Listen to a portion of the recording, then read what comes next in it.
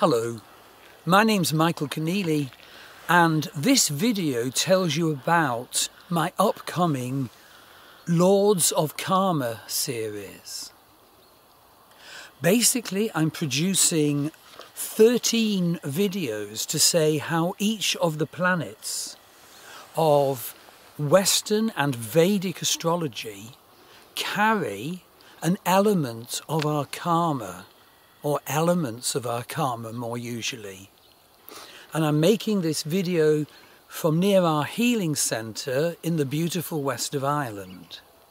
And indeed, my astrology is never fated and formulaic. It's always open to possibilities of healing and empowerment.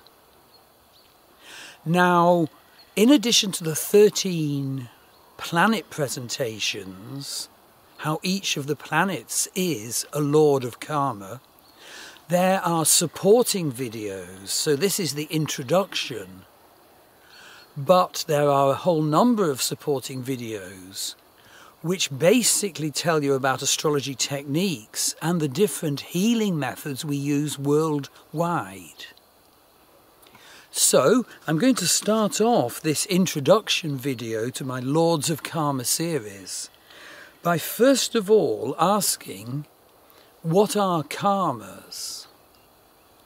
I believe that karmas are scripts we are born to work with in this life.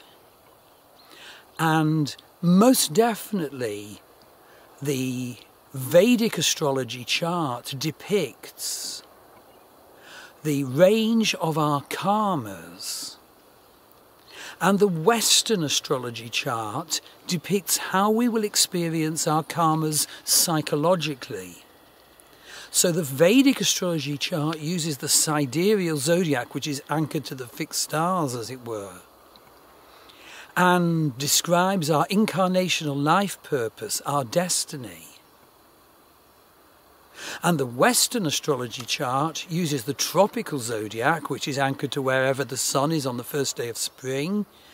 And because it's sun sign based, it depicts our psychology. And of course, our psychological self is extremely important. It's part of our total destiny. In fact, it's karmically set up. And the other thing to be aware of is that our predictive astrology predicts which of our karmas we'll have to work with at an exact point in time. And each of the planets brings us our karmas predictively, as well as from the start of our life in our birth chart. So if you're having a Uranus transit now to one of your planets, it's so important to know that, because you'll be able to get a big picture on what the energy of a Uranus transit is and how a Uranus transit combines with the energy of a planet in your birth chart that Uranus is transiting. And indeed, there are other predictive systems that come in.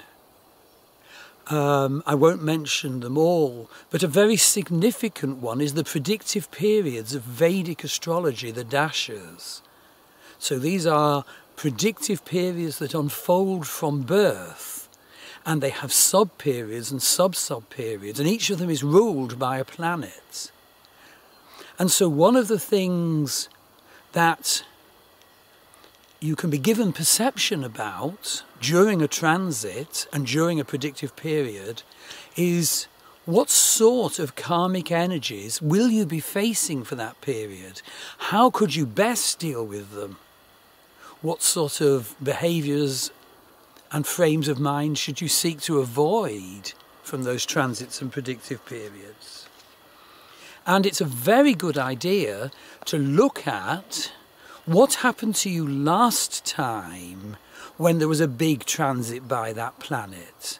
For example, at the moment I have the transit of Uranus opposite my sun. And so it's very helpful to look at what happened when Uranus was conjunct my sun. So Uranus takes 84 years to go round the heavens. So basically I look what was happening 42 years ago, and I find some excellent guidance. It's incredible. Okay, let's look a bit deeper before we go into planets and healing approaches to deal with them, and healing approaches to deal with transits and predictive periods. Let's look at what karma is. Well, basically it's important to say it is not a framework of punishment. It is a system whereby we are born with certain negative karmas to deal with from previous lifetimes. So this is where we made mistakes and didn't get things right. And so our soul chooses a lifetime that'll give us an opportunity to get those things right. And the birth chart predicts that wonderfully well. Because the birth chart is a map of the energy state of the unfoldment of the heavens at the moment we were born. As above, so below. We are part of the vastness. Now, also, it's really important to notice that the karmas we deal with are not just negative. This is crucial. We also are born with karmas which lay down the possibility of our making a supreme and beautiful achievement, of becoming our special spark. And again, the birth chart will point to what our special achievement might be. And I will be saying later on in the introduction video, which this is, how astrology states that. And then you go on to look at each of the 13 planet videos in this Lord of Karma series. So it's so important to realize that karma is not a retributive, punitive system, which, many Indian astrologers seem to suggest. We need to understand that the only way forward for us and the human race is to develop our perception and our consciousness so that we see the harm our negative behaviours do, and to develop forgiveness. And the whole framework has to be immersed in love.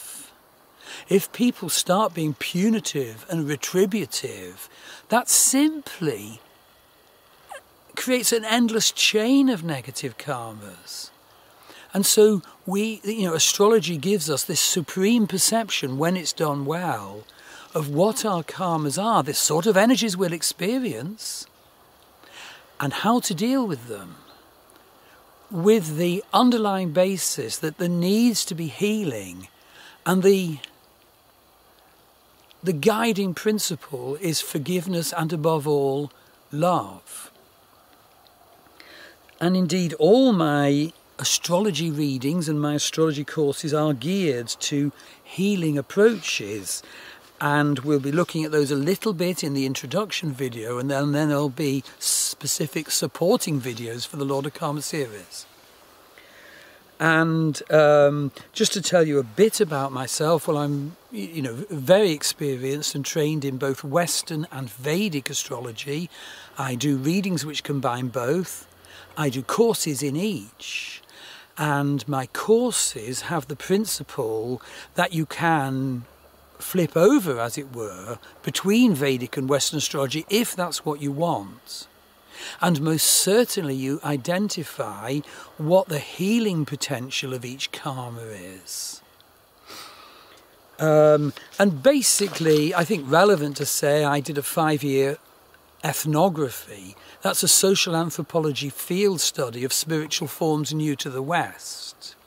And so I had to live in the communities and institutions I studied, and they were in the spiritual paths of Hinduism, Buddhism, paganism, shamanism, and utopian community.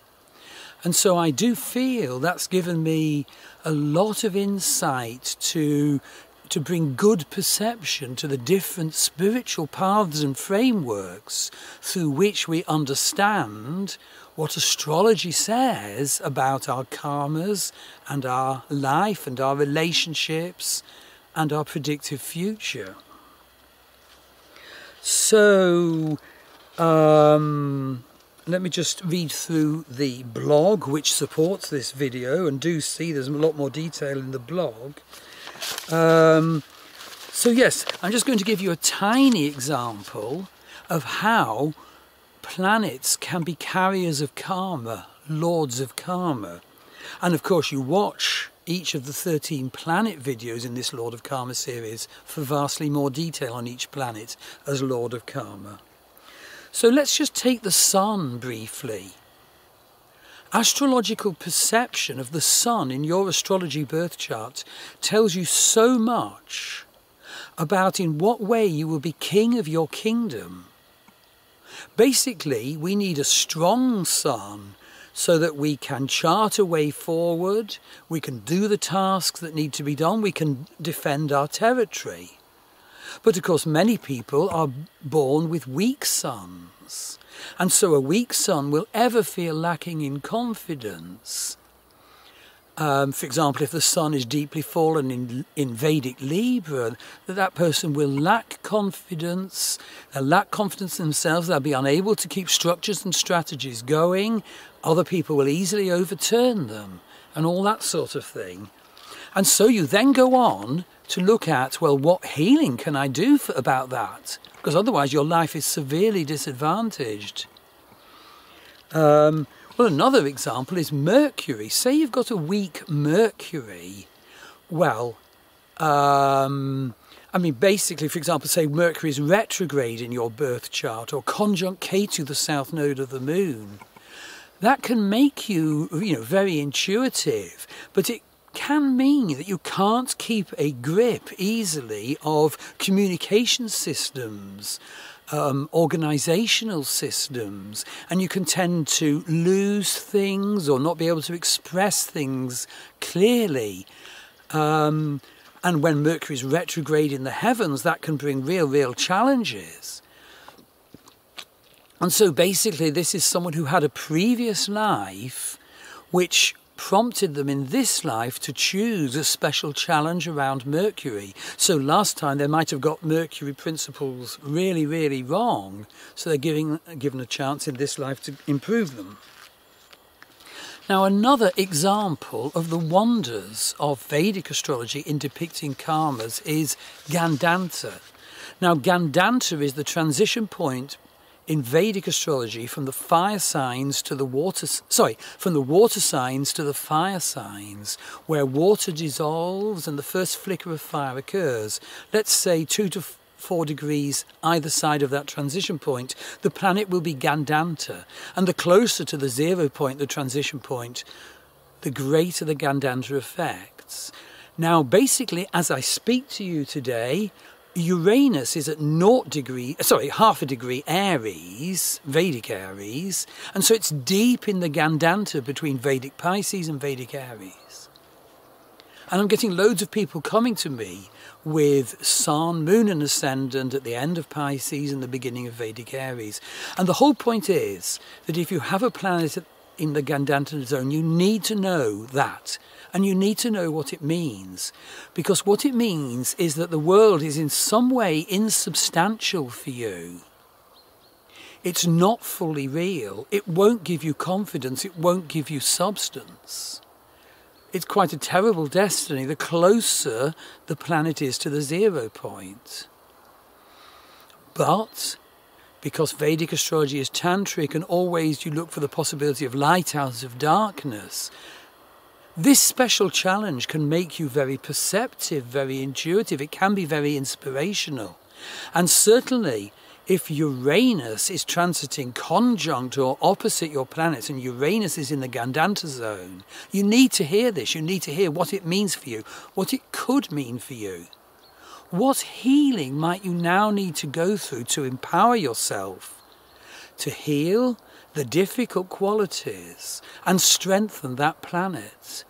And so I really urge you to book a reading with me or do one of my courses if you have a planet in one of the 3 Gandanta zones, Pisces, Aries, Cancer, Leo, or Scorpio, Sagittarius. All of those being Vedic signs. They're approximately 23 degrees of the Western sign. So, very briefly, if you have Moon in the Gandanta zone, Mother will in some disastrous way not be there for you with big consequences. You need to hear about it. It needs to be healed. If you have Sun in the Gandanta zone, big consequences. Father was in some way not there for you. Perhaps he was with the military. Perhaps his focus was on some favoured elder sibling or whatever. You were insubstantial. If your ascendant is there, it means that you were presented with an unsafe, unreal environment, and so you didn't really just feel sure about the right way for you to present into the world. So I'll just carry on through the notes. So yes, I'll just give an example very briefly of just a summary of our healing approaches, and in part 2 of this introduction video I'll go into those in some detail. So basically, as you've realised, I combine Vedic and Western astrology, which has enormous advantages, and you'll be able to hear in the part 2 introduction videos the healing approaches I can bring to you as I do readings and courses with you, or that you can get worldwide from my partner Maggie Pashley. We both run this healing centre in this beautiful place here. So very briefly, I can combine with you inner child work, family constellation work, shamanic journeying, soul retrieval, a shamanic technique where part of us got split off as a result of trauma, astrological psychosynthesis work, where we look at the sub-personalities within our Western chart depicting our egoic psychology, where some planets form chart aspect groups indicating a sub-personality, where you might have one or more planets just split off from the rest of your chart. So sometimes you can't access the energy of that planet, and other times you might inhabit the energy of that planet and get taken over by it and forget the rest of you. So you do astrological psychosynthesis work. I offer 2 past life regression modules, which are so valuable. It really is so good to do these past life regression journeys. And I do a What Story Are You Living module. Now, Maggie does so many online distance healings, so her websites are www.maggiepashley.com and www.bodycodehealings.com. And so very briefly, and you can hear more in the part 2 introduction video, Maggie does heart wall clearing, which is a way of releasing and giving up blocks to giving and receiving love, resonating relationships, identifying negative beliefs you hold about relationships, and modes of operating which block connection and healing those. There's emotion code, body code, symphony of possibilities, access processes, access bars, hypnotherapy, EFT, emotional freedom technique, metamorphic technique. So do go on to the part 2 of this introduction video to hear more details about our healing approaches, and then I go on to actually talk about the methods we use to identify the karmas that each of our 13 planets carry. Thank you.